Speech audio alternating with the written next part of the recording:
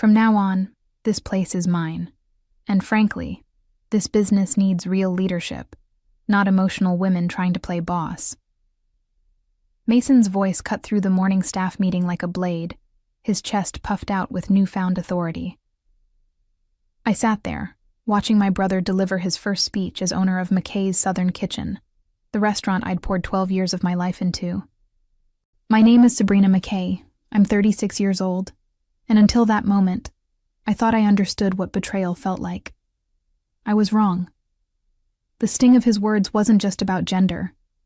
It was about erasing everything I'd built, every late night I'd spent perfecting recipes, every customer relationship I'd nurtured, every financial crisis I'd navigated while he was out charming investors and taking credit. I looked around the table at the faces I'd worked alongside for years.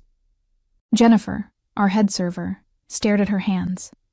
Carlos, our line cook, shifted uncomfortably. Even Sweet Bethany from the pastry station looked like she wanted to disappear. They all knew who really ran this place, who created the signature dishes that kept customers coming back, who balanced the books and managed the suppliers. "Any questions?" Mason asked, his smug smile making my stomach turn. The silence stretched thick and uncomfortable. I could feel everyone waiting for my reaction, expecting me to fight back, to defend my territory. Instead, I stood up slowly, my chair scraping against the worn wooden floor. "Congratulations on your promotion," I said, my voice steady and calm. The words carried no sarcasm, no anger, just cold professionalism. Mason's smile faltered slightly, as if he'd been expecting a different response. I walked toward the door, my footsteps echoing in the sudden quiet. Behind me, I heard Mason clear his throat, trying to regain his momentum. "Well then, let's talk about the changes we'll be implementing immediately." But I was already gone, pushing through the kitchen doors one last time. The familiar smells of cornbread and collard greens that had once felt like home now seemed like ghosts of what used to be. I grabbed my purse from the office, my former office, and walked out the back door without looking back.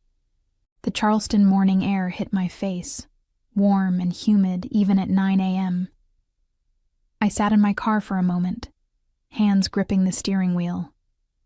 Mason thought he'd won something today. He thought he'd finally put me in my place, claimed what he believed was rightfully his as the eldest son. What he didn't realize was that he'd just made the biggest mistake of his life. I pulled out my phone and scrolled to a contact I'd been avoiding calling for weeks. "Hello, Mr. Patterson. It's Sabrina McKay. I'm ready to sign that lease." Growing up in the McKay family meant understanding your place in the hierarchy. My father, Thomas McKay, had built our restaurant from nothing in 1987, transforming a tired diner into Charleston's beloved McKay's Southern Kitchen. My mother, Patricia, worked beside him for 30 years, managing front-of-house operations with grace and warmth that kept customers returning generation after generation. Mason, being 3 years older and the only son, was always positioned as the heir apparent. Even as children, he got the choice cuts at dinner while I helped clear plates. When we both started working at the restaurant as teenagers, he was introduced to customers as the future owner, while I was simply Thomas's daughter who helps out. But helping out became my life's work. After college, while Mason bounced between sales jobs and entrepreneurial ventures that never quite took off, I moved back home and threw myself into the restaurant. I wasn't officially management, but somehow every crisis landed on my desk. When suppliers needed paying, they called me. When the health inspector showed up unexpectedly, I handled the walkthrough.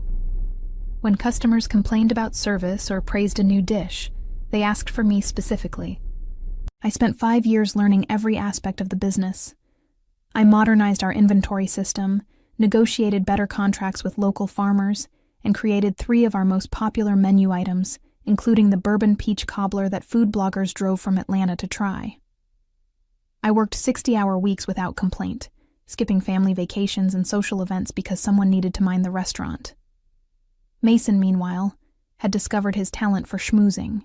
He'd breeze in during busy Friday nights, work the dining room like a politician, and leave with phone numbers from potential investors or local business owners.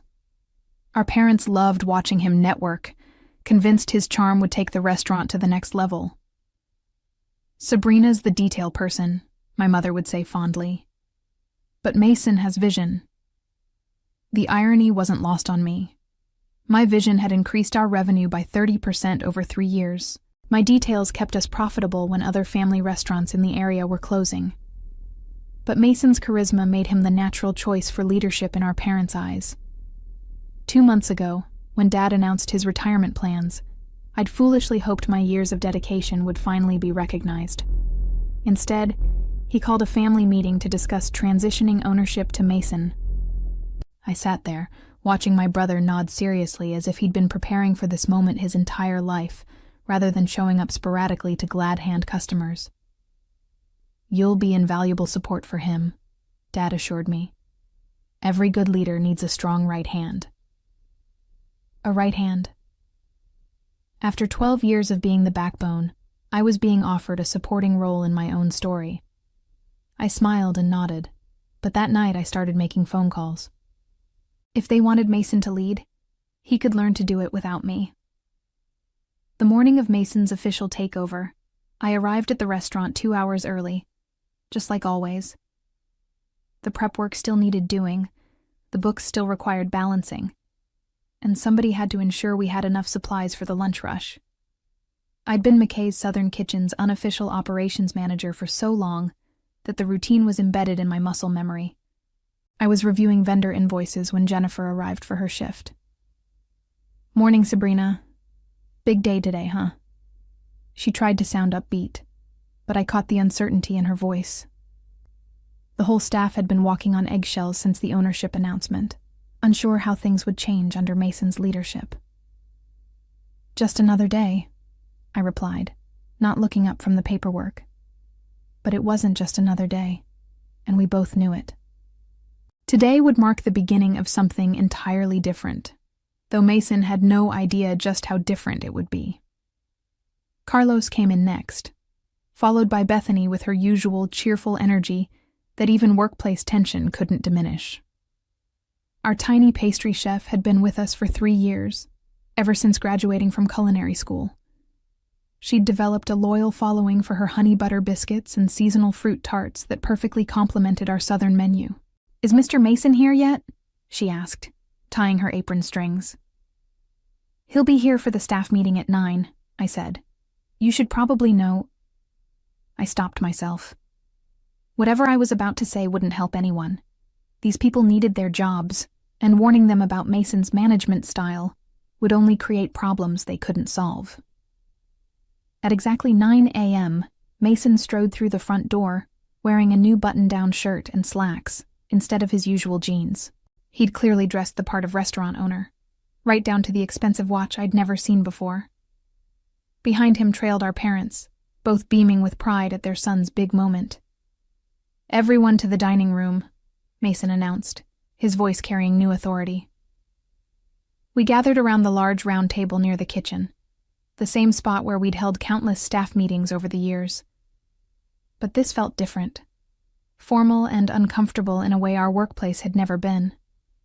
Dad made a short speech about family legacy and new leadership, then handed Mason a set of keys with ceremonial flourish. Mom dabbed at her eyes with a tissue.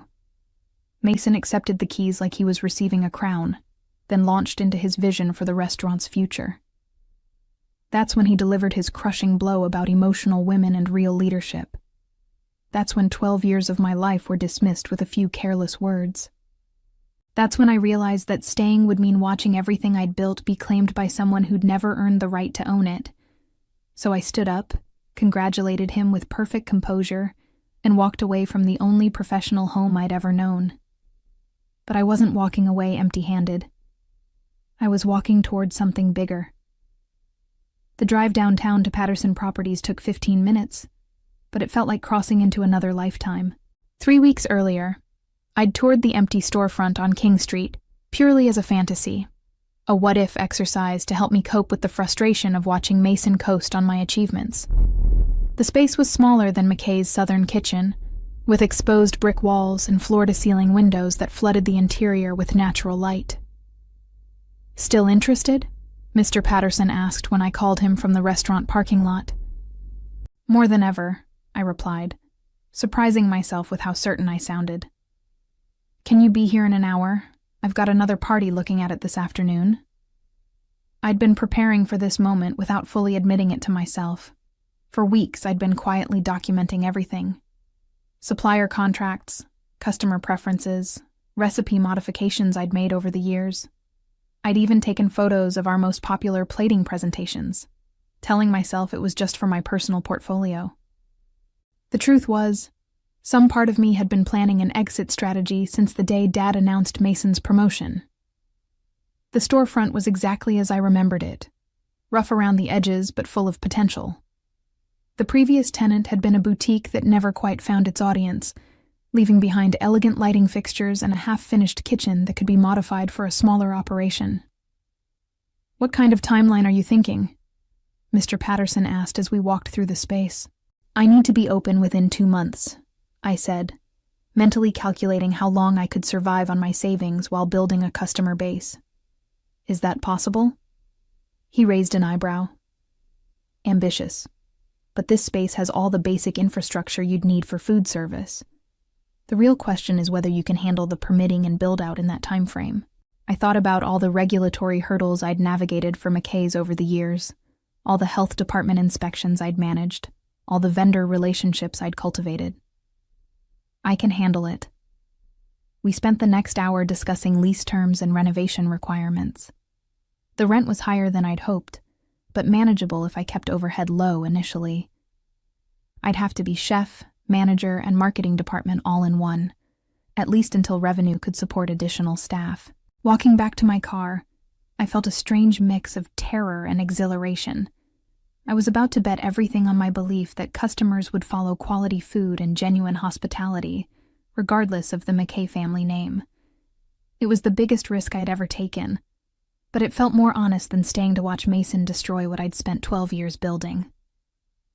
My phone buzzed with a text from Jennifer. "Are you okay? Mason's asking where you went."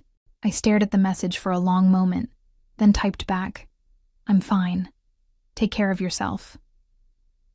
The next 2 hours were a blur of phone calls and paperwork, lease agreements, insurance applications, contractor estimates for kitchen modifications.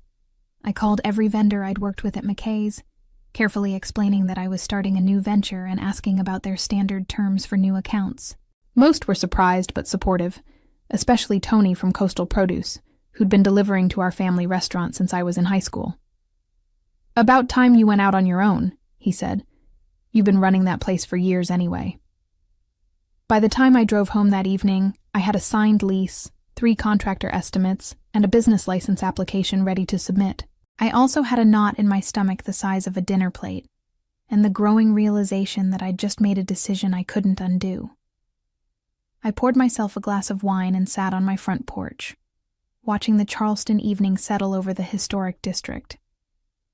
Tomorrow, Mason would start learning what it actually took to run a restaurant, and I would start proving that talent and dedication mattered more than family connections and entitled attitudes. The second week of Mason's reign at McKay's Southern Kitchen brought the first crisis. I heard about it through Bethany, who called me 3 days after I'd submitted my business license application. "Sabrina, I hope it's okay that I'm calling," she said, her voice nervous. "But we're having some problems at the restaurant, and I didn't know who else to ask." "What kind of problems?" I kept my tone neutral, though my pulse quickened. "Well, Mason changed our suppliers without checking the quality first. The cornbread yesterday was terrible. The cornmeal was too coarse and it fell apart. We had 12 customers complain, and the greens aren't cooking right because he switched to cheaper ham hocks that don't have enough fat." I closed my eyes, picturing the disaster. Our cornbread recipe was legendary in Charleston, passed down from my grandmother, and perfected through decades of trial and error. The specific cornmeal blend came from a mill in South Carolina that cost more than generic brands, but produced the silky texture our customers expected. "What did he say when you brought it up?" He told me to stop questioning his decisions and figure out how to make it work. Jennifer tried to explain that customers were asking for their money back, but he said people complain about everything, and we shouldn't cater to whiners. My stomach clenched. Those whiners were loyal customers who'd been eating our cornbread for years. They knew the difference between the real thing and a cheap substitute. "I'm sorry you're dealing with this," I said carefully. "But Mason's in charge now. He'll have to learn through experience." "That's just it," Bethany continued. "I don't think he wants to learn.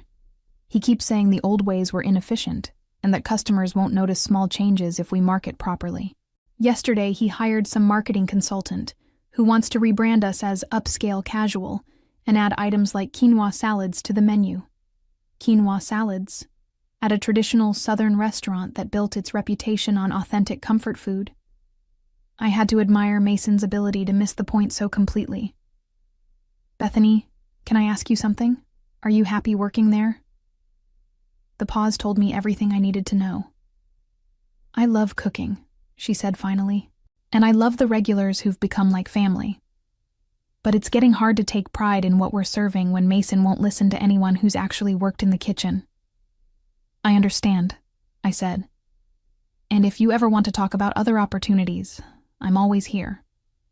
After we hung up, I sat staring at my laptop screen, where I'd been working on menu concepts for my new restaurant. I'd planned to start small and simple, focusing on a few signature dishes done exceptionally well. But if Mason was already alienating customers and staff, maybe I could move faster than I'd originally planned. I called Carlos next, then Jennifer. Both conversations followed the same pattern: frustration with Mason's changes, concern about declining food quality, and careful questions about what I was planning for my new venture.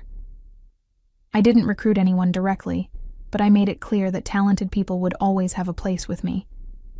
By the end of the week, I had 3 staff members asking detailed questions about my timeline. More importantly, I had a clear picture of how quickly McKay's Southern Kitchen was losing its way under Mason's leadership.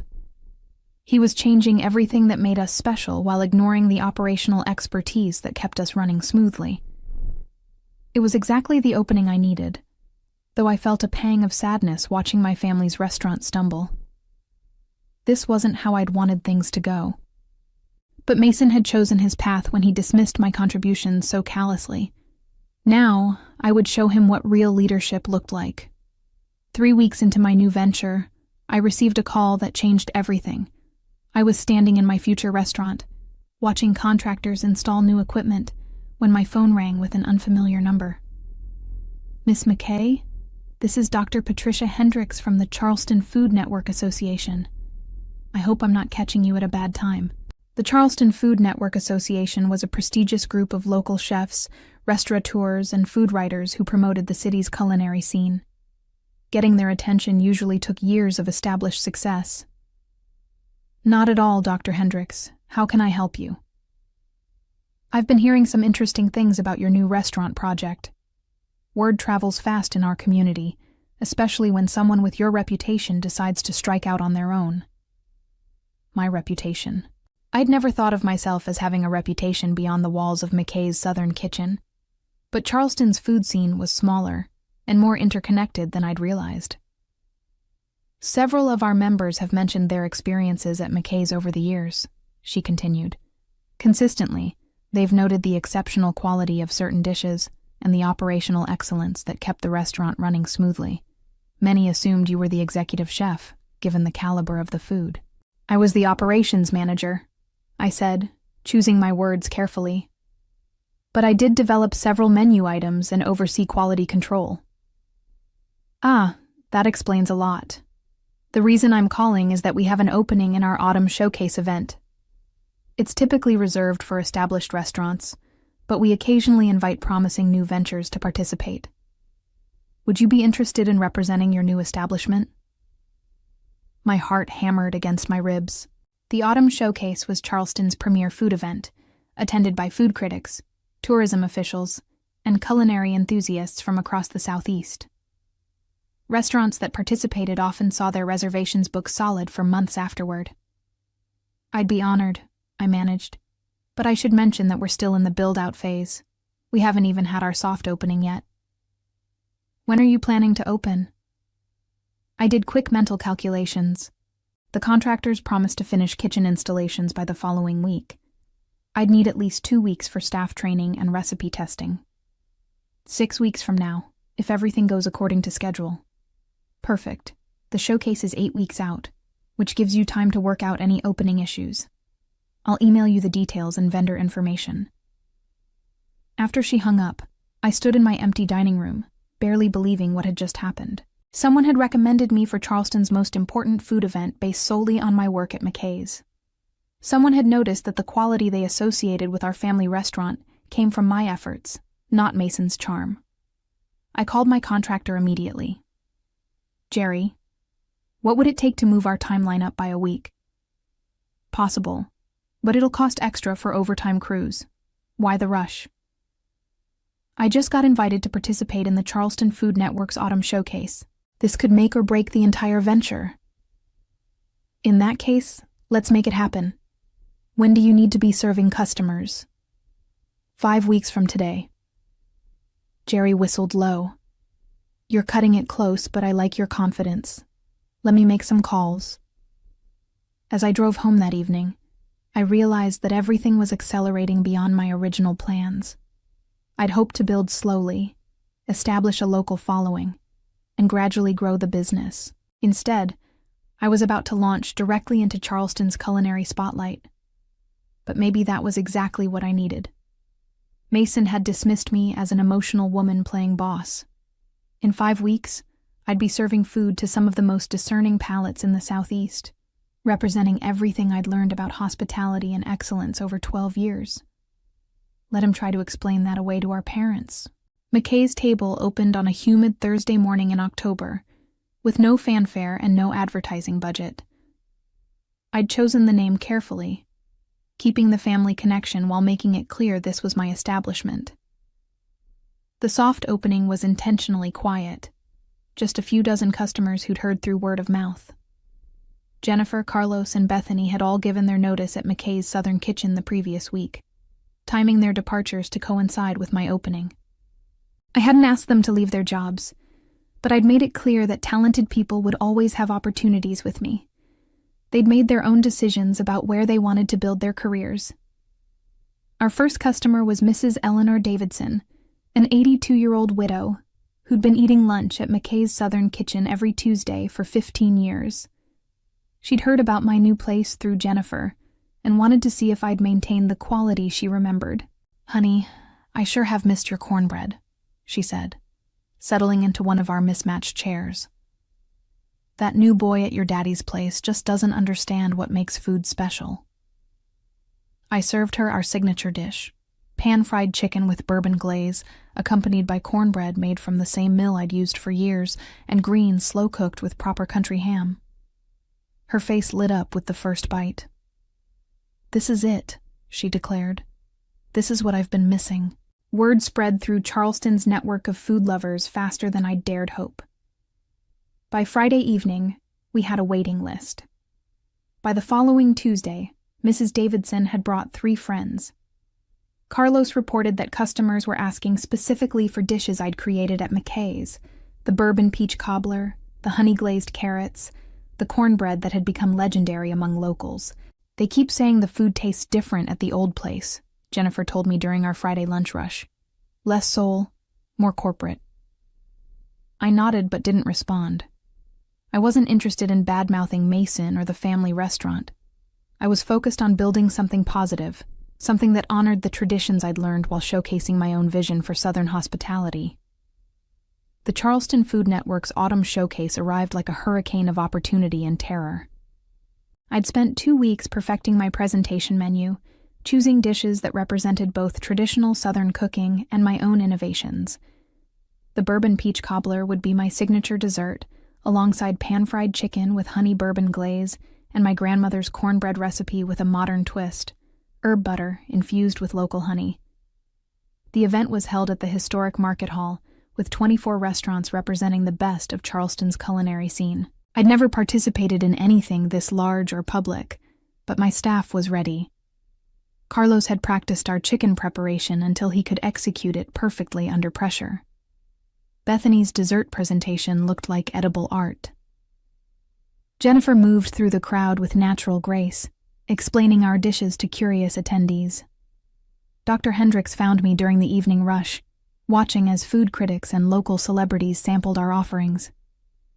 Miss McKay, I have to tell you, your booth has generated more positive comments than any newcomer in the showcase's history.